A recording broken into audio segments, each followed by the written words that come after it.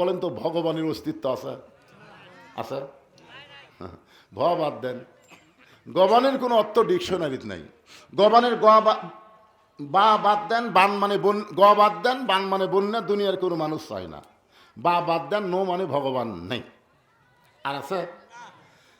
কিন্তু আমরা যাকে বিশ্বাস করি, আল্লাহু লা ইলাহা ইল্লা হুয়াল হাইয়ুল কাইয়ুম, যদি মন চায় আলিফ বাদ দেন লিল্লাহি মা ফিস সামাওয়াতি ওয়াল আরদ, আবার যদি মন চায় লাম বাদ দেন লাহুল মুলকু ওয়া লাহুল হামদ, আবার যদি মন চায় লাম বাদ দিয়ে দেখেন হুয়াল্লাহুল্লাযী লা ইলাহা ইল্লাহু।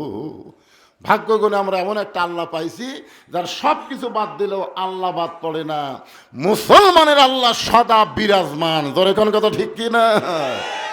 মালরের বাচ্চারা, তোরা যতই পাই তারা কর, বাংলাদেশের মধ্যে ঢুকলে তোদেরকে আর ফেরত দেওয়া হবে না। ধরে কোন কথা ঠিক কি না?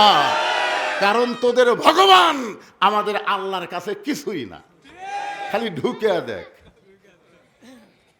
আমাদের সবচাইতে বড় অস্ত্র নাম হলো তাকবীর। তাকবীর দিলে কে ভয় পায়? শয়তান। ধরে কোন কে ভয় পায়? আর যারা ভগবান মানে এরা কার দল? কথা কয় না রে বারে, কার দল? বাংলাদেশের মধ্যে ওরা ঢুকবে আর আমরা তাকবীর দিয়ে ওদের ডায়রিয়া করে দিব। জোরে কোন কথা ঠিক কিনা? গুজরাটে হিন্দু মুসলমান যখন দাঙ্গা লাগছিল গুজরাটে, ওই সময় একটা হিন্দুর মেয়ে 3 দিন হচ্ছে বাচ্চা হয় না, প্রসব বেদনায় খালি কান্দেই, বাচ্চা হয় না। বাপ মা চিন্তা করলো সিজার করা ছাড়া বুদ্ধি নেই।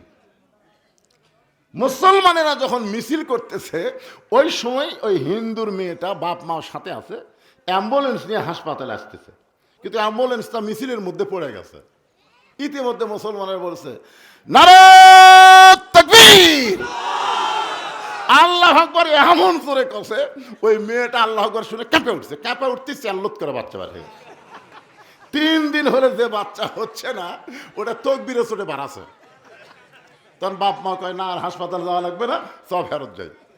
বাড়িতে যায় 3 মাস পরে বাপ মা তার মেয়ে এবং ওই নাতনিকে সাথে নিয়ে সাংবাদিক সম্মেলন করে বলেছে 3 দিন হলে ভগবানের ডাকতেছি, কাম হয় না। আর মুসলমানের তাকবীর শুনে বাচ্চা বার হয়, আর ভগবানের দল করব না।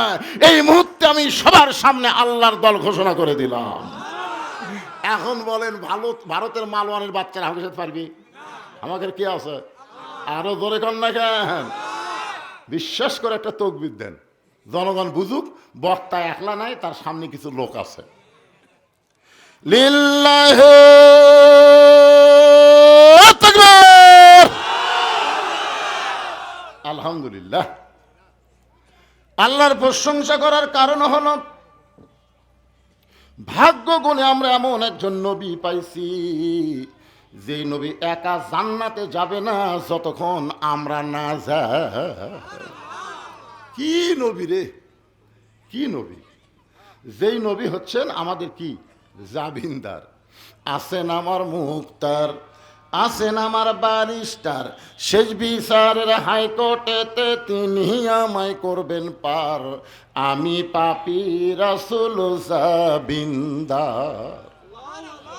আল্লাহ যখন হাকিম হয়ে আমাদেরকে আসামি বানায় বিচার শুরু করবেন, ওই সময় আমাদের নবী উকিল হয়ে ব্যারিস্টার হয়ে আমাদের পথকে ওকালতি করে আমাদেরকে জামিন করে জান্নাতে পৌঁছায়া দিবে। আমাকে নেকির চাইতে পাপ বেশি। রাসূল কয় আল্লাহ আমার নেকি লিয়া দেন, আমার নেকি দেন, ওর পাপ আমাকে দেন।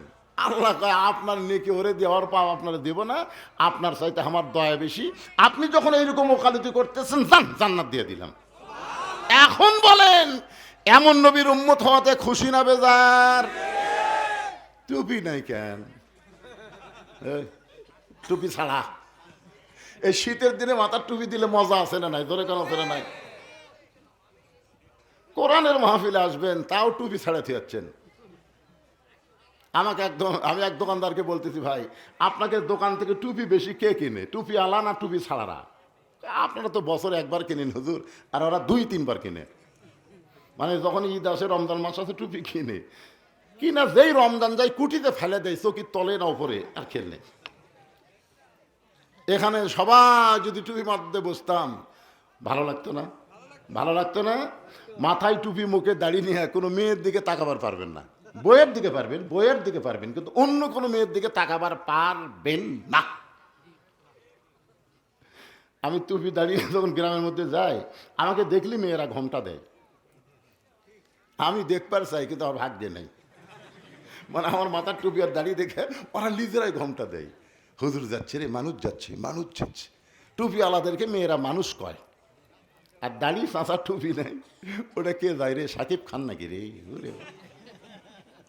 আপনারা মানুষ যদি হবার চান, নবীর সুন্নাতের গুরুত্ব কম না বেশি?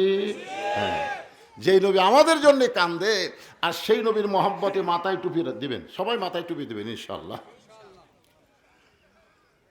আল্লাহর প্রশংসা করার কারণ হলো, যেই কোরআন থেকে আমি আপনাদের তাফসীর করে শোনাবো, এই কোরআনের মধ্যে কোনো সন্দেহ আছে নাকি?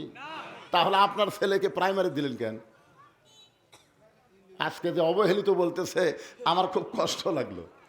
হ্যাঁ, আপনি যদি বলেন কোরআনে সন্দেহ নাই, কোরআনে ধোঁকা নাই, কোরআনে ভুল নাই, তাহলে আপনার ছেলেকে আকডুম বাকডুম ঘোড়াডুম সাজে, ঢাকঢোলক ঝাঁঝর বাজে এই মিথ্যা শিক্ষালয়ে ভর্তি করে দিলেন কেন? আপনি কি মুসলমান না? আপনি যদি মনে করেন যে আমি মরার পরে কোরআন পড়লে আমি জান্নাতে যাব, তাহলে আপনার বেটাকে আপনি কি শিখালেন? কি শিখালেন ভাইজান? আজকে অন্তর থেকে আপনারা বলেন, বিশ্বাস করে, এ কোরআনের মধ্যে কোনো সন্দেহ? যারা বলতেছেন না, মনে হয় সন্দেহ আছে নাকি? সবাই বলেন, কোরআনে কোনো ধোঁকা, কোরআনে কোনো ভুল। সেই কোরআন থেকে একটা আয়াত আমি তেলাওয়াত করছি। ইয়া আইয়ুহাল্লাযীনা আমানুত্তাকুল্লাহা হাক্কা তুকাতিহি ওয়া লা তামুতুন্না ইল্লা ওয়া আনতুম মুসলিমুন। আল্লাহু আকবার। সবাই কর পারবি তাই? 10,000-এর আওয়ামী লীগের মিছিল দেখছি আমি। 10,000 আমাদের বগুড়াতে 10,000 আওয়ামী লীগ মিছিল করতেছে, ওর মধ্যে একটা বারো আল্লাহু আকবার শোনা যায়নি। যদি কেউ ভুল করে কয়, ওকে মিছিলের মধ্যে থুবি, বাড়া এই বাড়া, এই তকবীর তো আমাকে স্লোগান আল্লাহ, তুই কেমনি দিলি? তার মানে বোঝা গেল সবাই আল্লাহু আকবার বলতে পারে না। যাদের মধ্যে শয়তানি থাকে, শয়তান তাদের জবানে আল্লাহু আকবার উচ্চারণ করতে দেয় না। জোরে কোন কথা ঠিক কিনা? আপনারা বলেন তো, কোরআন তেলাওয়াত শুনলে কি বাড়ে? সে আয়াত মনে হয় আপনারা জীবনে শোনেননি। ওয়াইযা তুলিয়াত আলাইহিম আয়াতুহু